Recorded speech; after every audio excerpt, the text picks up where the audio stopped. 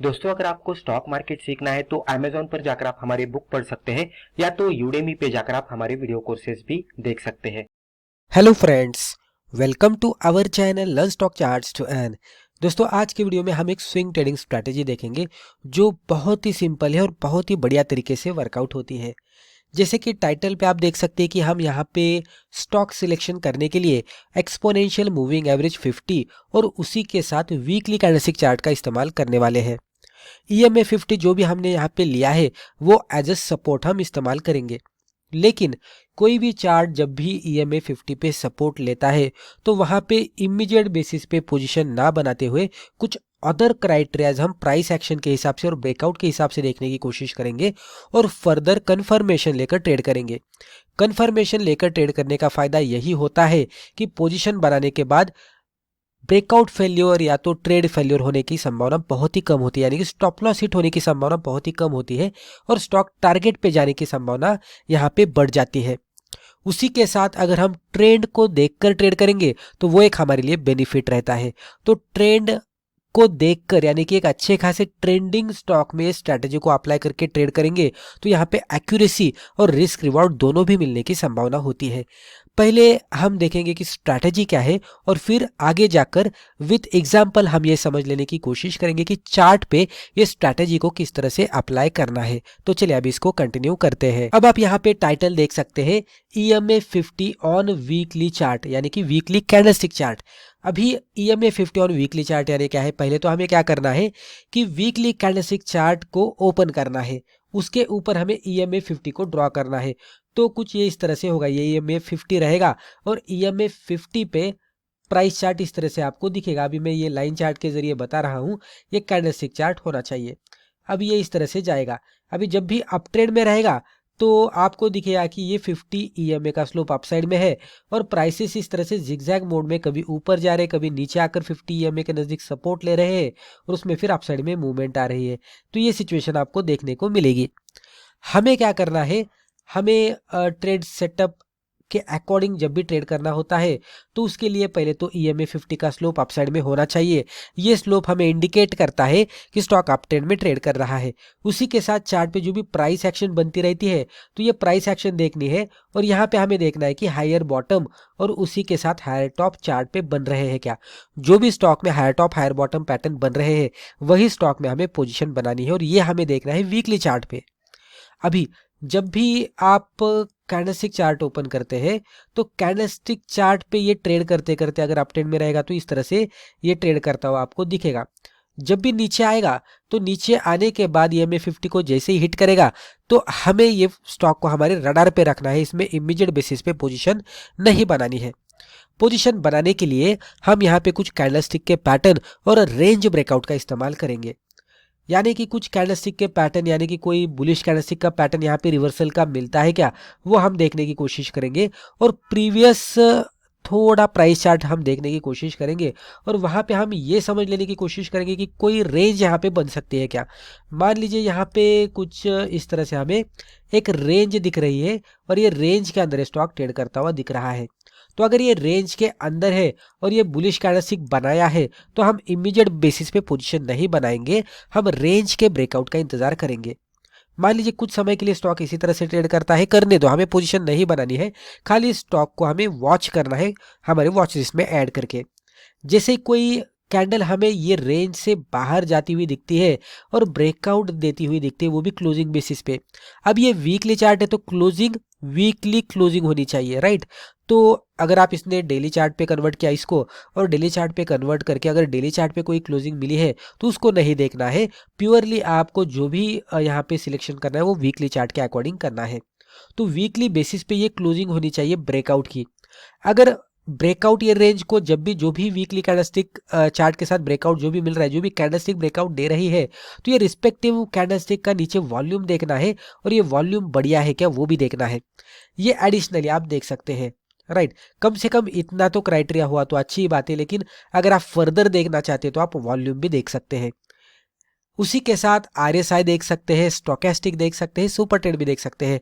तो अलग अलग तरीके से आप कंफर्मेशन ले सकते हैं ये बेसिक स्ट्रैटेजी के साथ।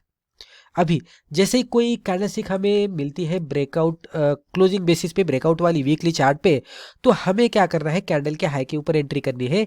लो के नीचे हमारा स्टॉप लॉस होना चाहिए जो ब्रेकआउट वाली कैंडल है।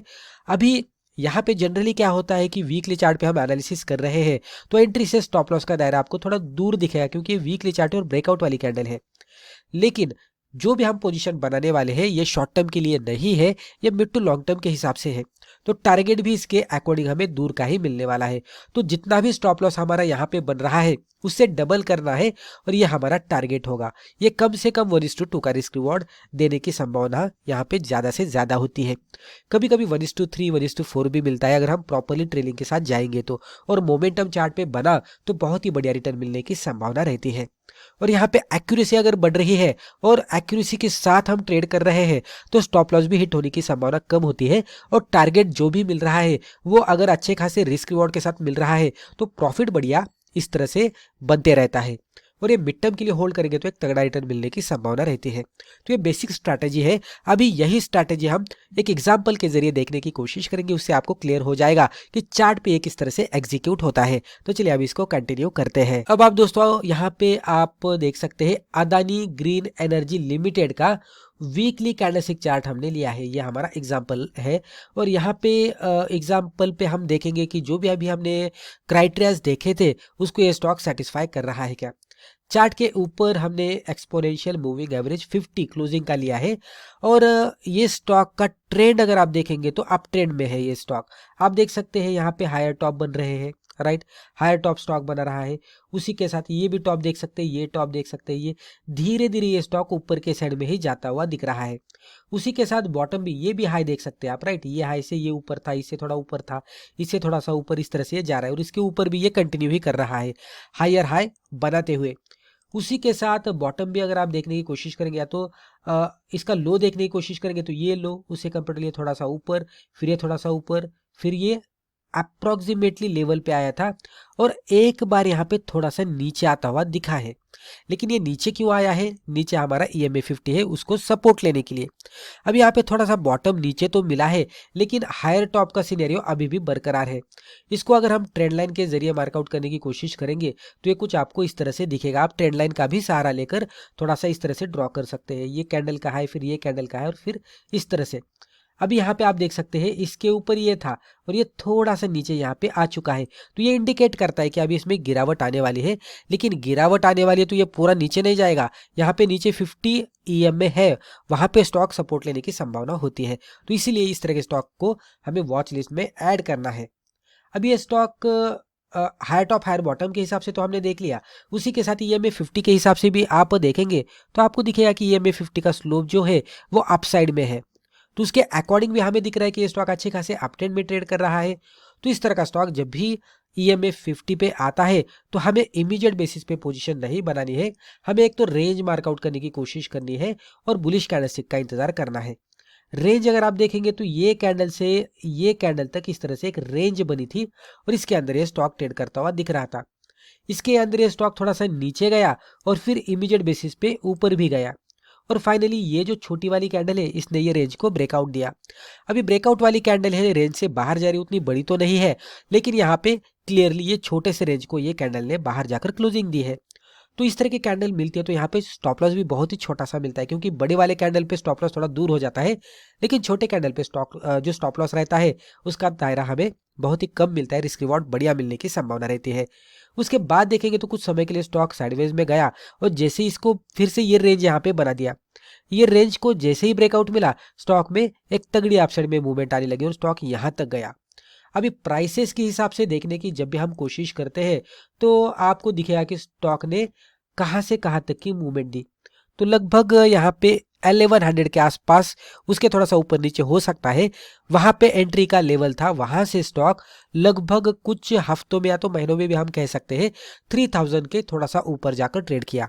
तो आप परसेंटेज वाइज रिटर्न यहाँ पे निकाल सकते हैं कि कितना बढ़िया रिटर्न यहाँ पे मिला है। जो भी रिटर्न यहाँ पे मिला है वो बहुत ही तगड़ा मिला है लेकिन स्टॉक सिलेक्शन करने के लिए हमने बहुत ही सिंपल सा तरीका इस्तेमाल किया है। टारगेट आने के लिए डेफिनेटली समय लगेगा, इसलिए मैं यहाँ पे मिड टू लॉन्ग टर्म के हिसाब से कंसिडर कर रहा हूँ और यहाँ पे पेशेंस लगने वाला है। लेकिन अगर पेशेंस के साथ होल्ड करेंगे तो आगे जाकर एक तगड़ा प्रॉफिट भी मिलने की संभावना रहती है। तो इस तरह से ये वर्कआउट होते रहता है। अगर कोई स्टॉक आपको इस तरह से मिल रहा है कि जो रिसेंटली EMA 50 पे उसके वीकली चार्ट पे ट्रेड कर रहा है और उसी के साथ कोई इस तरह के रेंज में ट्रेड कर रहा है और उसको ब्रेकआउट दिया है क्लोजिंग बेसिस पे, अगर आपको इस तरह का ब्रेकआउट वाला स्टॉक कोई भी मिलता है तो कमेंट बॉक्स में आप स्टॉक के नाम डाल सकते हैं, उसको भी हम ट्रैक करेंगे। तो दोस्तों मुझे लगता है कि ये रिस्पेक्टिव वीडियो में हमने जो भी डिस्कस किया इससे आपको जरूर फायदा हुआ होगा। Thank you.